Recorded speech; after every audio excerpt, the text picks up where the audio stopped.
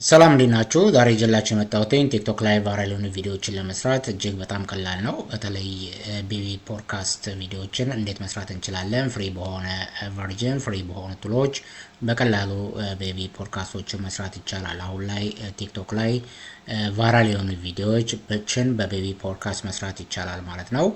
ስለዚህ እነኚህ ቤቢ ፖድካስቶች በአርቲፊሻል ኢንቴሊጀንስ በመታገዝ መስራት ትችላላችሁ።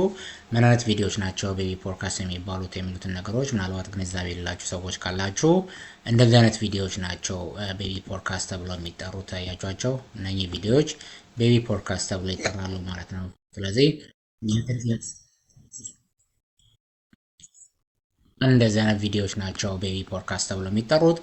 የትልቅ ሰውን ቪዲዮ በራሱ በትልቅ ሰው ድምፅ አድርገን ግን ወደ ቤቢ ፌስ በተለያየ እድሜ ባላቸው ቤቢዎች ፌስ መቀየር ማለት ነው የቤቢ ፖድካስት ማለት። ስለዚህ እንደዚህ አይነት ቪዲዮዎች ናቸው ላይ ቲክቶክ ላይ ቫይራል እየወጡ ያሉት። እንደዚህ አይነት ቪዲዮዎችን እንዴት መስራት እንችላለን የሚለውን አሳያችኋለሁ ማለት ነው። ግን ለዚህ አንድ ቪዲዮ ከመስራት በፊት ምን ያህል ሰዎች ናቸው እንደዚህ አይነት ቪዲዮዎችን መስራት እንዲሰራላችሁ ወይ መስራት ፍላጎት ያላችሁ የሚለውን ነገር ለማወቅ